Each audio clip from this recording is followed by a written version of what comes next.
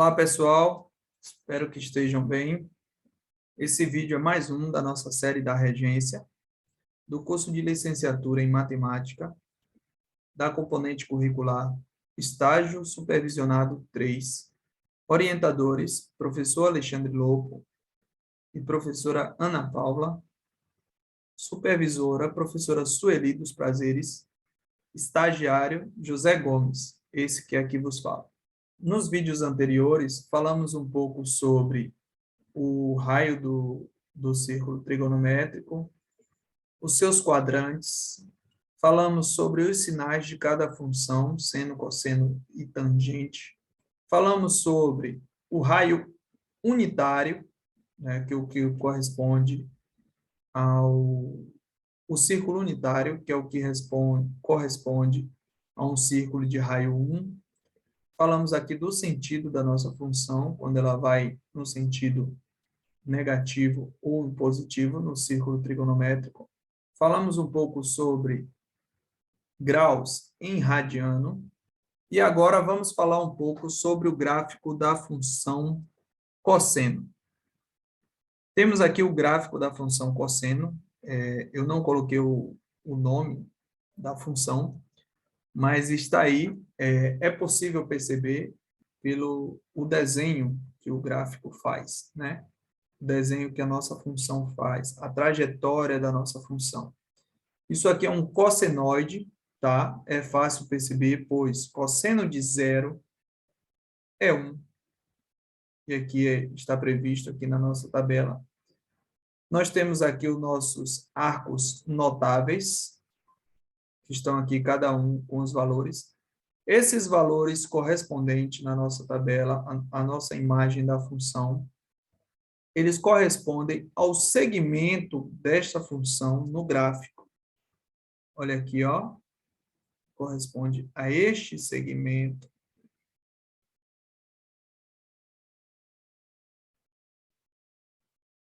Podemos perceber também nessa função o período em que a função decresce, né? No primeiro quadrante até o nosso segundo quadrante, a função é decrescente.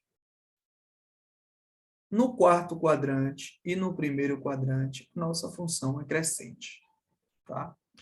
A gente percebe aqui, ó, nesse caso aqui nós temos o valor mínimo da nossa função e temos aqui o valor máximo.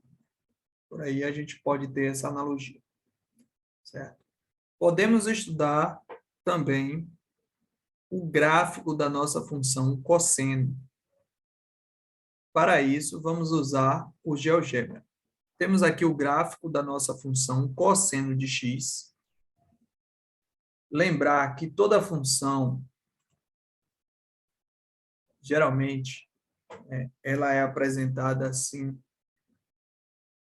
f de x igual a ax mais b. A ordem, né, desses valores aqui não altera. Para o caso do nosso cosseno, o que está fazendo o papel do nosso AX é o B, pois ele está multiplicando, né, a nossa incógnita aqui. Então, nós temos AX mais B, e o ponto B, que seria a nossa interseção com o eixo X, ela está representada aqui pelo A, tá? Vamos fazer a variação da nossa função e ver o que acontece no gráfico. Vamos começar pelo A. Se eu tenho uma função cosseno de x, onde eu tenho ela centrada na origem do gráfico, e eu somo essa função a um coeficiente, seja ele qual for, essa função ela será deslocada de forma à sua interseção, né? A gente está tirando ela da origem do gráfico. Olha lá, eu vou colocar o A em mais 3. E aí, percebemos, cosseno de x apresentando x igual a 0, o temos que a nossa função vai para 1. Com mais 3 de A, olha lá, ela vai para 4. Cosseno de π é menos 1. Mais 3, menos 1 mais 3, ela está aqui em 2.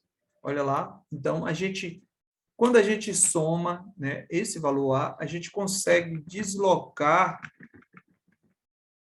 a origem da nossa função. Ó, a mesma coisa acontece se eu botar um valor negativo nesse A. Ok? Vamos deixar o A em 0 para que a gente perceba o comportamento de outro fator na função. Vamos pegar esse coeficiente B. Se a gente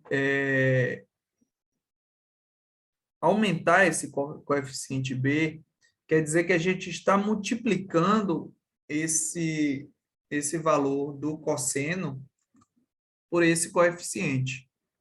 O que é que isso implica? Isso implica em aumentar o raio do nosso círculo trigonométrico.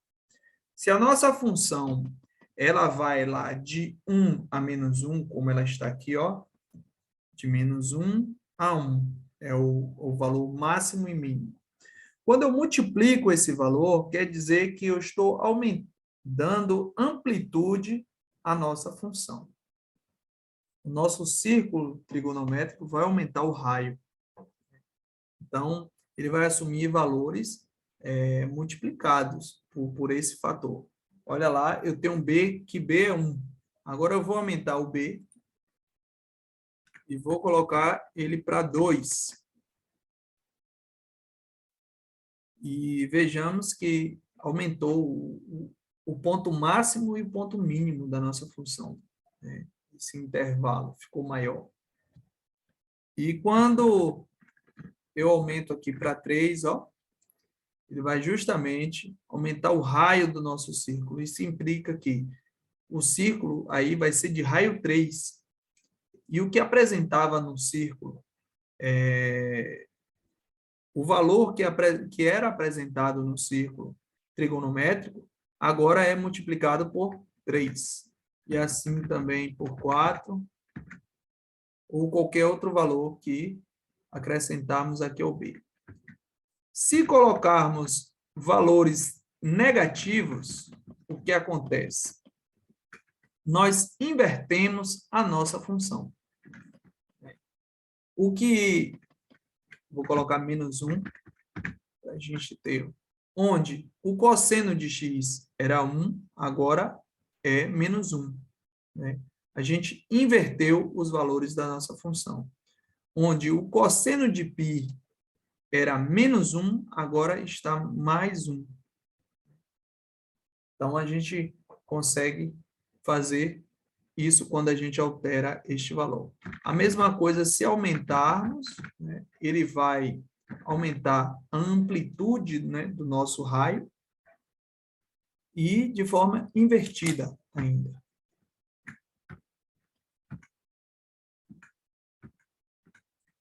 Se deixarmos o coeficiente 0, né, ele vai ficar uma linha perpendicular aqui ao nosso gráfico da função, e é possível ver que se alterarmos o valor A, a gente vai ver essa linha subir. Se eu aumentar aqui o C, ele está em 1. Se eu aumentar o C, o que acontece? Se eu aumentar o C, a nossa frequência, né, que é a forma com que a nossa função ela se repete, o que acontece é que no mesmo período ela aumenta a frequência, ela pode repetir mais vezes. Vou colocar aqui 2 para a gente ter uma ideia. Pronto. O cosseno de 0 continua sendo 1. Porém, quando a gente parte aqui para cosseno de π sobre 2, ele está menos 1. Isso aqui seria 0. Quer dizer, a gente está aumentando a frequência, né? A gente conseguiu adiantar a frequência da nossa função.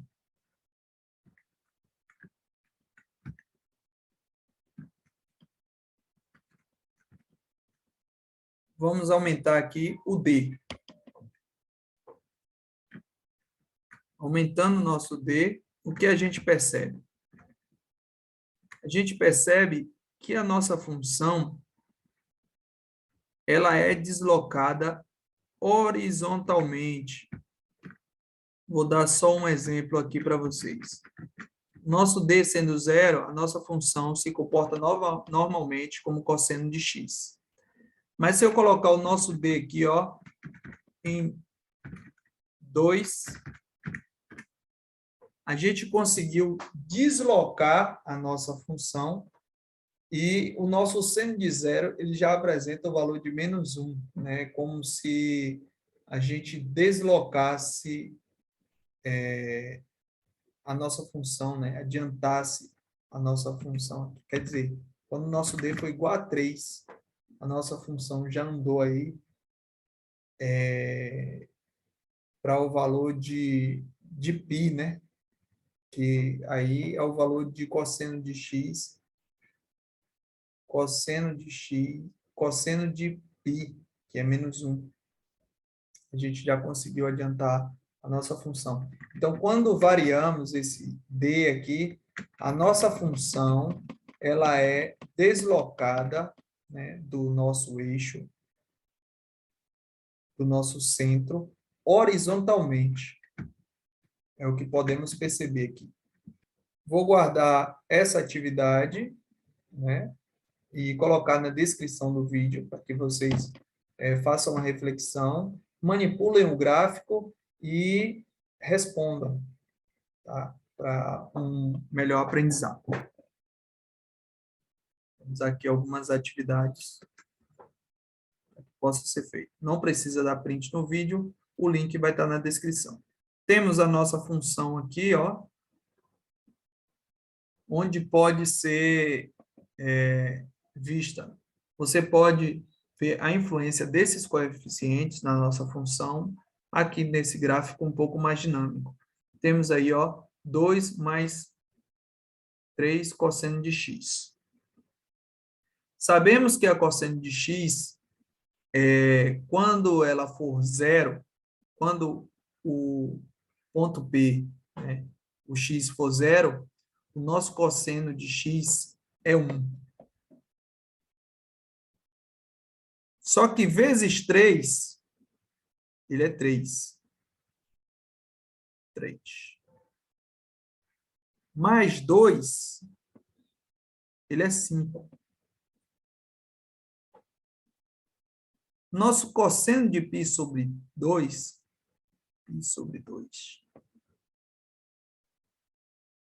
ele é 0. Vezes 3, ele é 0. Mais 2, ele fica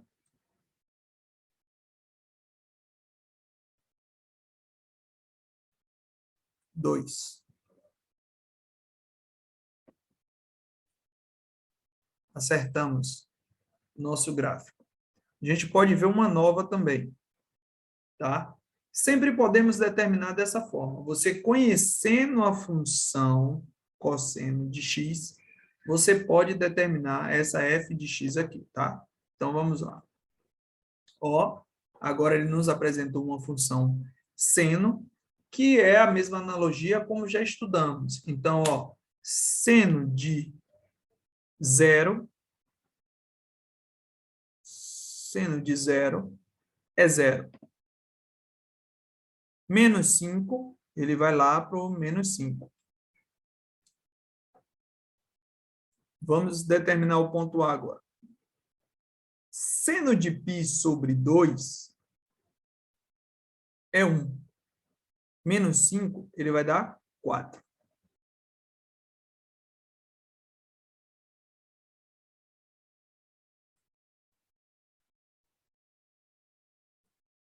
E acertamos novamente. Tá? Esse software aqui é bem dinâmico, né? É acessível, ele vai estar no link da descrição do vídeo. Eu vou disponibilizar para vocês estar realizando essa mesma atividade. tá bom? Bons estudos. E essas foram as nossas referências.